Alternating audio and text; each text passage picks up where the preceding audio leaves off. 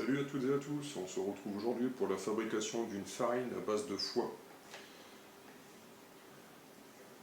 Donc en vue de la réalisation d'un boost. Pour la pêche à la carpe, toujours. Surtout en cette période hivernale, donc les carpes aiment bien tout ce qui est un peu à base de foie, épicé, carné, tout ça. Pour ce, je me suis lancé dans la réalisation d'une farine de foie. Donc pour réaliser justement cette farine, j'ai acheté 2 tranches de foie. Donc le mieux c'est le foie de bœuf, ça coûte moins cher. Donc pour ce, j'ai le foie, les 2 tranches de foie crues. Je les ai taillées en fines lamelles. Je les ai mis dans une casserole d'eau bouillante non salée pendant 10 minutes. Une fois bouillies, je les ai égouttées, je les ai bien épongées avec du sopalin. Là, je les retaille parce que j'en retaille certaines parce qu'il y en a certaines qui s'étaient coupées grossièrement. Donc, je les retaille plus finement. Voilà. Après, je les mets bien à plat sur une grille avec du papier sulfurisé. Voilà, sur une seule couche, uniformément.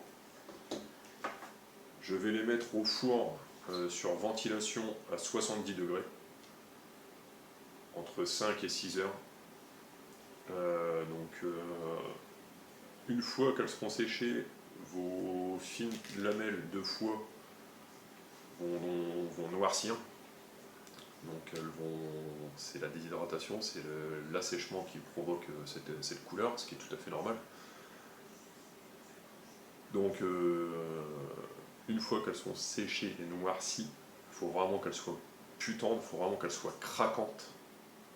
Voilà. Vous les sortez du four, vous pouvez les mettre donc les laisser refroidir quand même, parce que 70 degrés c'est quand même une certaine température, vous les laissez bien refroidir. Voilà, moi j'ai fait ça le lendemain. Ça c'était un tout petit morceau de foie que j'avais prédécoupé, que j'avais pour faire le test. Voilà, et que j'ai broyé ce matin. Voilà.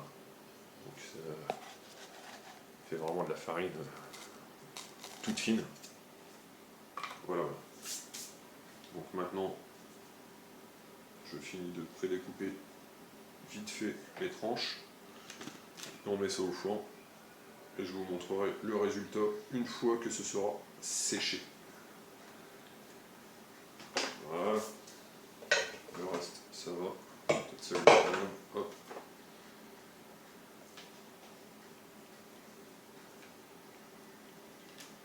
Donc ouais, une fois que c'est séché, vous les broyez dans un blender, un mixeur, un broyeur, quelque chose qui broye assez finement pour obtenir vraiment l'aspect farineux.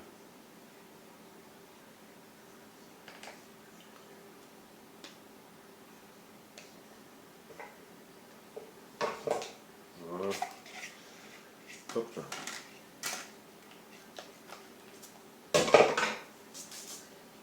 ça, on va mettre ça au four. Bon, j'avais mis des gants, c'est pour l'odeur. Ça sent relativement fort. Voilà.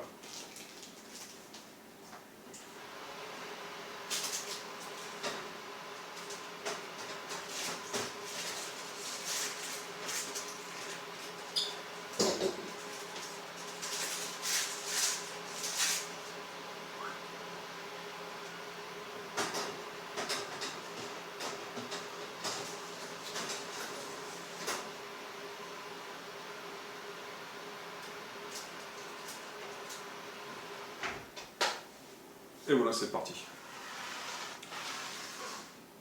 Donc au four durant 5 à 6 heures pour vraiment avoir l'aspect séché, craquant. Et donc vous pouvez le retourner aussi de temps en temps pour que ça sèche vraiment des deux côtés. Après le mieux c'est de mettre à mi-hauteur dans le four, comme ça sèche en même temps au-dessus et en dessous également. Ça vous donnera un gain de temps supplémentaire pour retourner une grille pleine de fines tranches de foie. Voilà, voilà. Donc après cette farine de foie, je vais m'en servir pour la réalisation d'un boost. Donc pour réaliser cette farine, je vais reprendre une grande majeure partie des boosts que je réalise déjà.